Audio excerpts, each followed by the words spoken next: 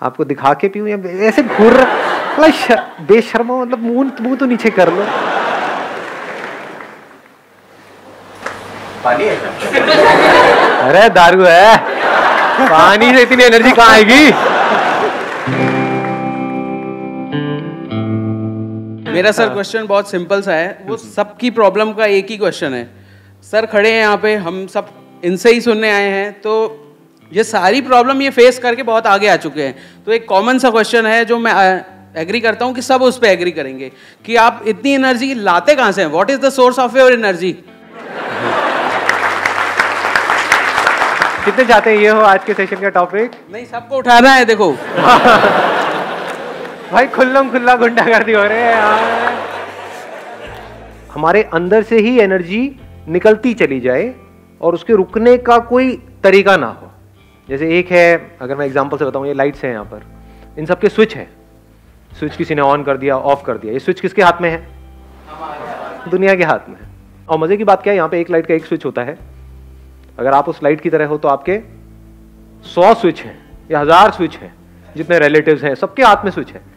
किसी ने भी एक स्विच दबाया, ऑफ हो गए। फिर ऑन होने के लिए क्या करते हो? मेरी वीडियोस देखते हो।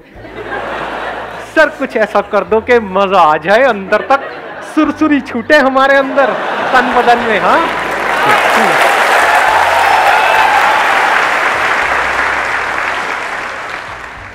ये सब टेम्परेरी सॉल्यूशन है, इसका कोई फायदा नहीं है। रियल सॉल्यूशन क्या है कि बिल्कुल रिलैक्स होकर के आराम से ठंडे दिमाग से विद पेशेंस समझने की कोशिश करो कि वो सोर्स ऑफ एनर्जी क्या है। एक बात तो पक्की है, कहीं बाहर नहीं है।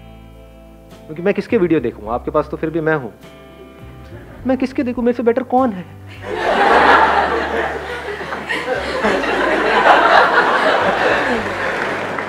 मेरा जो सोर्स है वो बाहर नहीं है, ये बात तो पक्की है। तो वो सोर्स अंदर ही है। और अगर वो सोर्स हमको समझ आ जाए तो फिर क्या फ़र्क होगा? एक तो है कि हम एक ऐसी लाइट बने जिसके अनलिमिटेड स्विचेस हैं और वो दुनिया के हाथ में है। ऑफ हो गए, फिर वापस से थोड़ी देर में ऑन हो गए, फिर ऑफ हो गए, फिर ऑन हो गए। एक तो ये तरीका है जीने का। एक है जस्ट लाइक सन, उसका कोई स्विच है क्या? उसको ऑफ करने का कोई तरीका है? कोई तरीका नहीं है। अब आपको एक बहुत मज़ेदार बात बताऊंगा जो I am not too sure आप कितना उसको डीपली समझ पाओगे, बट हो सके तो समझने की कोशिश करना। आपको सूरज बनना नहीं है, आप सब सूरज ही हो। मतलब आप में, मुझ में और दुनिया के किसी भी इंसान में कोई फर्क नहीं है, रत्ती भर भी। और ये आप मेरी आंखों में देख सकते हो कि मैं सच बोल रहा हूं या is it just a pep talk? You understand what a pep talk is? Pep talk means कि भाई कोई बंदा परेशान है, उसको बोल रहे हैं नहीं नहीं सब ठीक हो जाएगा, सब ठीक हो जाएगा, जबकि हम खुद उस सिचुएशन में होंगे तो हमारी लगी बड़ी होगी। हाँ है, तो this is just a pep talk. किसी को बोलने के लिए कि कोई मर गया है, नहीं नहीं सब ठीक हो जाएगा, जो आया है वो जाएगा, तू जाने के लिए तैयार है? नहीं नहीं, it's not a pep talk. बहुत ही डीपर लेवल से आपको कुछ बोल रहा हूं, हो सके तो इस बात को अपने अंदर तक जाने दो। आपको सूरज बनना नहीं है, सूरज के जैसा बनना नहीं है, आप वो ही हो। अनलिमिटेड आपके अंदर एनर्जी भरी पड़ी है, अनलिमिटेड पोटेंशियल है, इन्फिनिट पॉसिबिलिटीज हैं, लेकिन सिर्फ अपने थॉट के लेवल पे आप छोटे होते चले जा रहे हो। एज किड्स आप सब में कितनी एनर्जी थी या नहीं थी? बहुत थी। कुछ फर्क पड़ता था? कभी किसी से लड़ाई हो गई, झगड़ा हो गया, ये हो गया, वो हो गया, मतलब चलते ही चले जाते थे।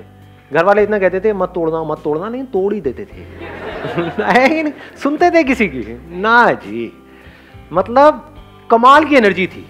तो अब वो क्या है ऐसा जो हमारी एनर्जी को खींच लेता है? मजे की बात क्या है, वो हम सबको पता है। जो दुखी है, डिप्रेस्ड है, एंशियस है, परेशान है, उसमें एनर्जी की कमी है। एनर्जी है भी तो नेगेटिव एनर्जी है, लड़ने मरने को तो तैयार है, बट उसको बोला जाए कोई कंस्ट्रक्टिव कहाँ है? नहीं नहीं नहीं। तो ये पॉजिटिव कंस्ट्रक्टिव एनर्जी हमारे अंदर से कहां से आती है? क्रिएटिव एनर्जी हमारे अंदर कहां से आती है? जब माइंड पूरी तरह से रिलैक्स्ड होता है, माइंड पूरी तरह से एक जगह पर लगा हुआ होता है, उसमें हजार चीजें नहीं घूम रही होती है। नहीं तो हमारी ब्रेन की ऐसी हालत हो जाती है जैसे कोई कंप्यूटर हैंग हुआ पड़ा है। मोबाइल में आपने ऐप्स बहुत सारी डाउनलोड कर ली है, तो भैया अब टाइम आ गया फैक्ट्री सेटिंग्स को समझने का। समझे? बच्चे फैक्ट्री सेटिंग्स पे हैं, इसीलिए उनमें पूरी एनर्जी है। और इसका सोल्यूशन क्या है? अब आपको वापस से बच्चे के जैसा बनना है इस दुनिया के बावजूद। ये दुनिया जो बड़ों की दुनिया है, बड़े मतलब महामूर्ख जो अपने आप को बड़ा समझते हैं। शरीर बड़ा हो गया है, ऐसे भी चारों तरफ से फैले पड़े हैं, मैच्योरिटी लेवल 0 है। बच्चों में फिर भी मैच्योरिटी होती है, बच्चों को पता है कि कहीं कुछ इंटरेस्टिंग हो रहा है तो हाँ फिर भी सुन लो, समझ लो, ये कर लो। बड़ों में ढेले की नहीं। तो real maturity is when we are eager to learn, when we are open to learn. पूरी तरह से हम अलर्ट है, अवेयर है हर मूवमेंट में, कुछ नया सीखने के लिए, कुछ नया करने के लिए। अब रुक जाओ, अब बीच में मत बोलना। सुन रहे हो मैं क्या कह रहा हूँ? सुनना इज इम्पोर्टेंट, बोलना इज नॉट इम्पोर्टेंट। आपके अगर 1000 क्वेश्चंस हैं, अगर उन सबके भी मैंने जवाब दे दिए ना, हर एक के 1000, लाखों नए क्वेश्चंस खड़े हो जाएंगे। समझने की कोशिश करूँ कहाँ से क्या बोल रहा हूँ। जब भी हम परेशान होते हैं हमारी एनर्जी कम होती है, जब हम परेशान नहीं होते हमारी एनर्जी अच्छी होती है, कमाल की होती है। तो अब देखो हम दुखी क्यों होते हैं? It is so simple. Number 1, हमको जो चीजें चाहिए सरवाइव करने के लिए और वो हमारे पास में नहीं होती है तो हम दुखी होते हैं। वो चीजें कहां से आती है? पैसे से। तो पैसे की वजह से हम दुखी होते हैं? डेफिनेटली होते हैं। कभी ये मत कह देना कि नहीं होते हैं। फंस जाओगे, उल्टे सीधे चक्रों में पड़ जाओगे, उल्टे सीधे बाबाओं के पास जाकर के धक्के खाओगे, उल्टी सीधी तरह की मेडिटेशंस करोगे। मेरा माइंड स्टेबल क्यों नहीं रहता है? भैया तेरी जेब में पैसा नहीं है, पहले पैसा कमा जाएगा। It is so obvious. समझ गए? तो सबसे पहला स्टेप क्या है? आपके पास एटलीस्ट इतना पैसा होना चाहिए कि आपको अपने सर्वाइवल की टेंशन ना हो। इसमें कौन आपको बताएगा? मैं बताऊंगा? कोई और बताएगा? वो आपको खुद ही फिगर आउट करना है कि आपकी जो पर्सनालिटी है उसके हिसाब से क्या आप कर सकते हो जहां से एटलीस्ट आप फाइनेंशियली इंडिपेंडेंट हो जाओ। This is 1। दूसरा, हम दुखी कब होते हैं? जब हम जितना कमा रहे होते हैं उससे ज्यादा हमारे खर्चे होते हैं। होते हैं? नहीं होते हैं? ये सुनने में बड़ा सिंपल सा लग रहा है, बट ये क्रेडिट कार्ड्स और ये वो ले लेते हैं, धीरे धीरे थोड़ा थोड़ा करके दे देंगे। थोड़ा थोड़ा क्या होता है? तो शुरू में एटलीस्ट आप इतना कर सकते हो कि शुरू में गाड़ी लेनी है, ये लेना है, वो लेना है, डाउन पेमेंट पे लेना है, चक्कर ही खत्म। नहीं है डाउन पेमेंट के पैसे, मत लो।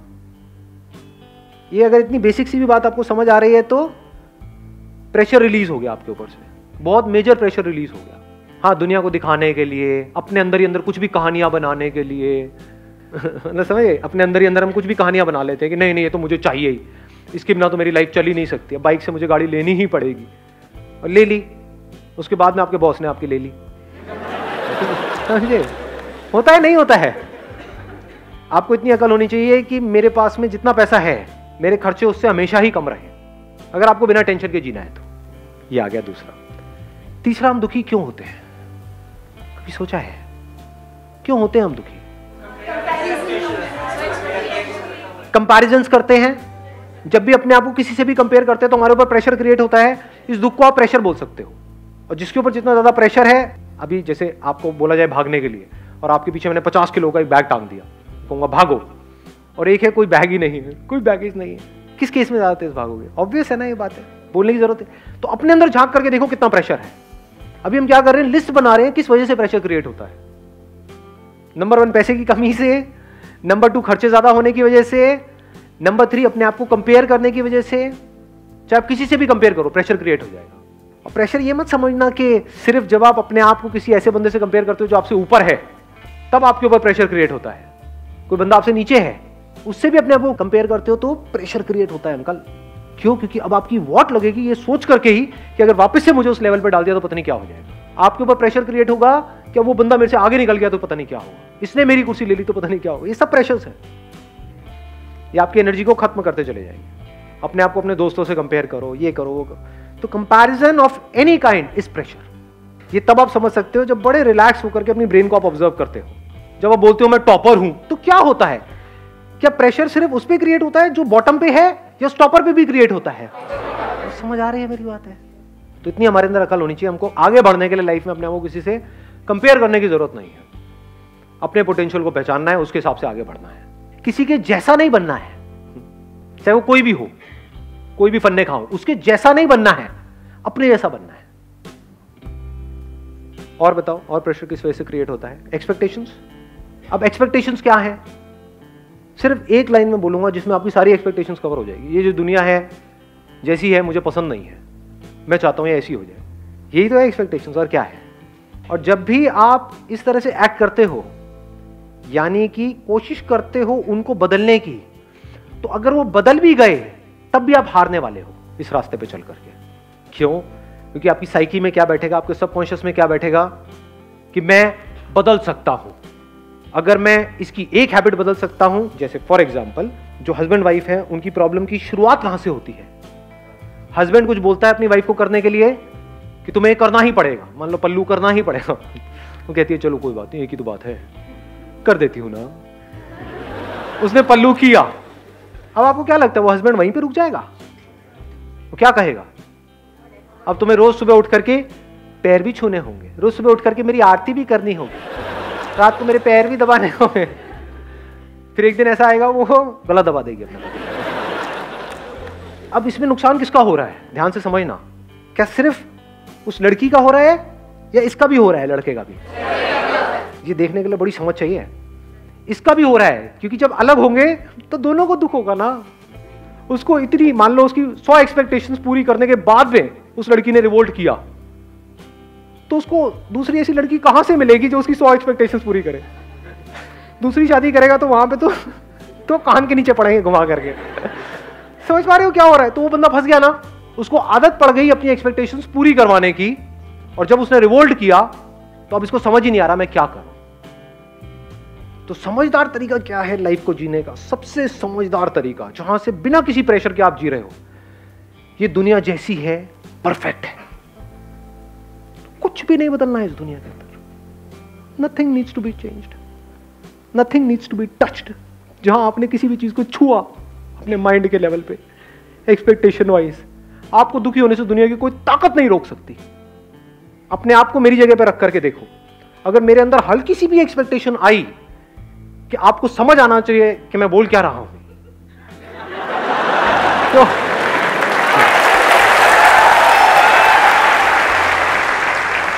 तो मुझे पागल होने से कोई नहीं रोक सकता। मुझे पता ढेले का समझ नहीं आना आप में से किसी को, कुछ सब ऊपर से जाने वाला है।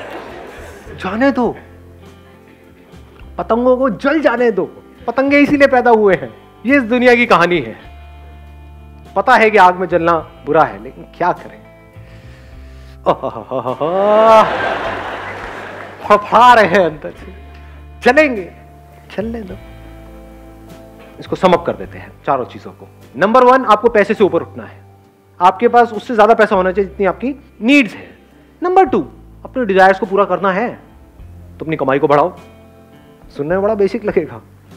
लो फेरारी डाउन पेमेंट पे कौन मना कर रहा है? पहले कमाई बढ़ाओ, बाद में खर्चे बढ़ाओ। खर्चे कमाई से कम, बेसिक्स ऑफ लाइफ, प्रेशर कभी क्रिएट नहीं होगा। नंबर 3 क्या था? बोलो बोलो बोलो। कंपैरिजन। इस कंपैरिजन के कीड़े से अपने आप को बचा लो। ना अपनी ईगो को सेटिस्फाई करना है ये बोल करके कि देखो मैं तो ये कर गया, मैं तो वो। ना ये करना है कि देखो वो क्या कर गया और मैं वही रह गया। दोनों तरफ से प्रेशर क्रिएट होता है। दोनों जगह से बाहर निकल आओ। ये आगे पीछे का गेम चलता रहता है इस दुनिया में। इसमें ज्यादा ध्यान मत दो, अपने काम पे ध्यान दो।